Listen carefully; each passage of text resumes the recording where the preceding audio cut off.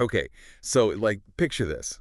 It's been uh one of those days, those days, and your toddler's losing it, full on meltdown mode, Yep. and you need a minute, right, just to Yeah. like breathe. Oh, yeah. And I'll be honest, sometimes handing over the tablet, it's like the only thing that works. Right. But then I always have this little voice in my head that's like, is this okay? Yeah. Like, what is all this screen time actually doing? Yeah. Especially with these little brains still developing. Right. So today we're diving into that very question, and we've got a great article to help us out. It's from your therapy source. It's called Tablet Tantrums. Oh, interesting. And I thought this was cool. It's not just for, like, therapists to read. It's really geared toward parents, too, which I think means we're going to get some actually useful tips out of this, not just like a bunch of research jargon. Yeah. I like that. Practical advice. Totally. So speaking of research, though, the study they talk about in this article is fascinating. Oh, okay. What was it about? So you know how we're always wondering, okay, is it the tablet that's causing these meltdowns? Or are kids who are like already prone to tantrums, are they just like more likely to get put in front of a screen? Right, right. Yeah. It's that chicken or the egg thing. Exactly, exactly. So this study actually tried to figure that out, Oh, wow. which I was like, okay, I'm in. Yeah, that's the question. So what did they find? Okay, so get this. They followed like hundreds of kids at 3 different ages. So 3.5, 4.5, and then 5.5. Okay. And here's the kicker. More tablet time at that youngest age, 3.5, it actually meant they were more likely to have like anger and frustration by the time they hit 4.5. Oh, wow. But it gets even more interesting because then that increase in frustration, it led to even more tablet use by the time they were 5.5. Oh, so it's like this vicious cycle. It's like this crazy domino effect. Wow. I know, right? So it's not just, oh, those two things happen to go together. There's like an actual chain reaction happening here. That's pretty wild. And does the article say anything about why that age range, that 3 to 5 year old range is so important? They do, yeah.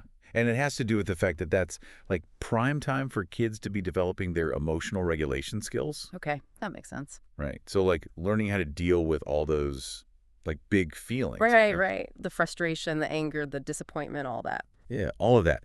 And the article argues that as much as tablets might seem stimulating in a good way, they could actually be kind of messing with those skills. Yeah, because, I mean, it's not really real-world interaction. Exactly. It's like Yeah. this instant gratification thing, right? Yeah. They want to watch something, boom, it's right there. It's just like instant, right there, No- no waiting. No waiting, no negotiating, no like... Like dealing with boredom. Exactly. It's just instant sensory overload. Yeah. So, do they talk about that at all? Like how that might be affecting things? They do. They say because of that constant stimulation and because of that like instant reward, it might actually make it harder for them to cope when things don't go their way in the real world. Right, because that doesn't happen on a tablet, does it? Exactly. So it's like they're missing out on building those like coping mechanisms that they need. The tools that they're going to need for real life. Exactly. Yeah. And remember how the study looked at these kids at multiple ages? Yeah, yeah. So what they found is that both the tablet use and the anger levels, they actually changed quite a bit over those years. Okay, so it wasn't like kids were just stuck on a certain trajectory. It sounds hopeful, maybe? It is hopeful because what that means is that change is totally possible. Even if you're like, oh my gosh, we are in this cycle of tantrums and screen time, it can change. The study's suggesting that like by changing your parenting strategies, by changing screen time habits, it actually can make a big difference. Oh, that's good to hear. So there's hope. There's hope. There's always hope. Okay, so we know things can change, but like where do we even start, right? That's the big question. I mean, I don't know about you, but I'm feeling a little like overwhelmed. Yeah. Yeah, it can feel like a lot, for sure. But the good news is this article gives us some like actually helpful advice. It does. Which, thank goodness, right? I know, right? Like, thank you. Because we don't need more things to stress about. We need practical tips. And the thing I liked about this, too, is like, it's not just someone's opinion, you know? Right. It's based on stuff. It's coming from that research that we were talking about. Which, again, is why I love this, your therapy source. Yeah. They, like, do the work of connecting the science-y stuff to real-life parenting. They really do. So what are some of those suggestions? Was there anything in there that you were like, oh, that's interesting? Or Yeah, absolutely. So one that really stood out to me was this idea of delaying when you introduce tablets. Now, I know that might sound kind of impossible, right? Like, good luck in this day and age. But hear me out for a second. Okay, I'm listening. Remember how we were just talking about that, like, super important time period for kids to develop their emotional regulation, those skills, right? Between like 3 and 5. Yep.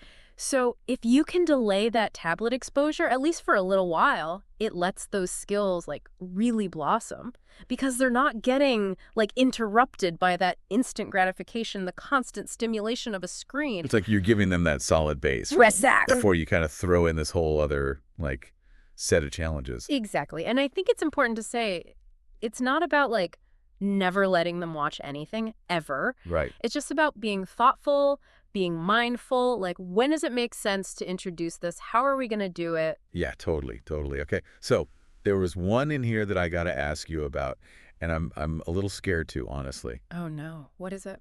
It was the part about parents needing to model healthy emotional regulation themselves. Oh, yeah. Oof. It's a tough one. I know, that one hit a little too close to home for me.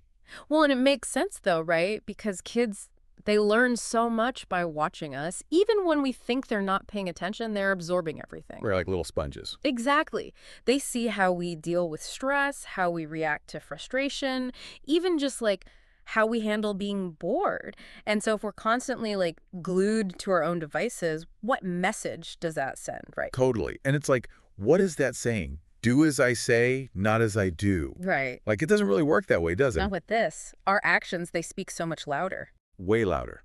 But the good news is, even small changes can make a difference. Okay, good. It's not about being perfect, thank goodness. Because who is? Exactly. It's more about, like, are we aware? Mm-hmm. And are we making an effort Yeah. to, like, be the kind of people we want our kids to be? Okay, so maybe instead of scrolling on my phone while I'm waiting in line for my coffee, I should be like, I don't know, talking to the barista. Or, just enjoying the moment of peace. Or just being present, right? Yeah, present. What a concept. What a concept. Another one I thought was really interesting was this idea of co-viewing instead of just passive watching. Okay, break that down. What does co-viewing actually look like in practice? So imagine this. Instead of putting your kid in front of a screen and, like, walking away, you sit down with them. You engage with what they're watching. You talk about it, you ask questions, you try to connect it to their own lives. Oh, so it's like turning it into a shared experience, almost like reading a book together, but with a screen. Exactly. And think about it. When you do that, you're not only making it more fun for them, you're helping them understand what they're seeing. They're relating it back to their own world. And it's building those, like, critical thinking skills. Yeah, which they're not getting that if they're just, like, vegging out to whatever YouTube decides to show them. Right. It's that whole thing. It's not just about how much screen time. It's the, like, quality of what they're looking at. Exactly. It's a huge difference between watching a well-chosen educational video with their parent talking about it versus just hours and hours of whatever random stuff is online. Absolutely. I mean, it's like anything else, right? Moderation is key. Being picky about what we're letting our kids, like, get into their brains. For sure. And, speaking of that, this study was done during the pandemic, right? Like, I feel like that context matters here. You're absolutely right. And the article does mention that. I mean, this research, it was done at a very specific time when everyone's screen habits were kind of, well, Out the window. exactly. All bets were off. Exactly. So, yeah, as valuable as the findings are, we have to keep that in mind. Those circumstances, they probably had some impact. It'd be like judging someone's, I don't know, fashion sense based on what they wore during, like, peak lockdown. Right. Like, not a fair comparison. Not at all. Not even a little bit. Okay, so more research is going to be needed, clearly, just to see if these same patterns are happening now that things are, kind of back to normal. Yeah, for sure. But I still think there's a lot here for us to think about, even with that limitation in mind. Absolutely. Yeah, there were a lot of really good insights. Yeah, for sure. You know, that phrase that really stuck with me was that mindful tablet use? Yeah, it's like we're past the point of arguing about screen time, right? Like, it's here. It's part of life now. It is. Mm. But this whole mindful thing, that's the tricky part, isn't it? It really is. And the thing is, there's no, like, one right answer. What works for one family might be totally different for another. Right. But I think it starts with just being honest. Like, why are we using these things? When? How often?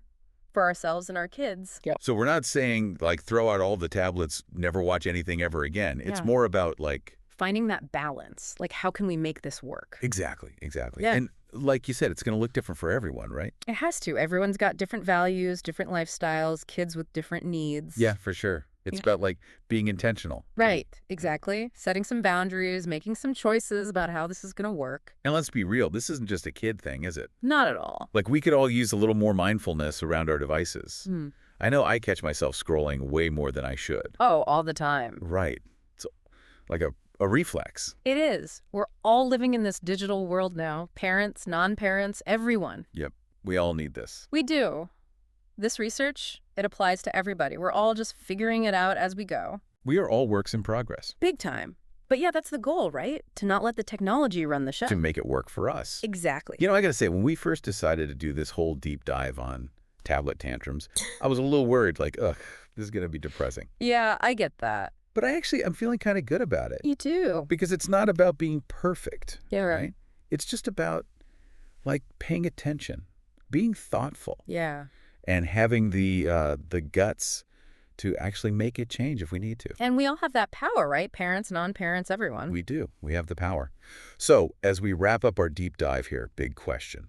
What does mindful tablet use look like in your life? Ooh, good one. Yeah, it's a question worth thinking about. Whether you've got kids, you're thinking about having kids, or you're just a person trying to, like, survive in this digital world Right, and not lose your mind. and not lose your mind. Thank you for diving in with us.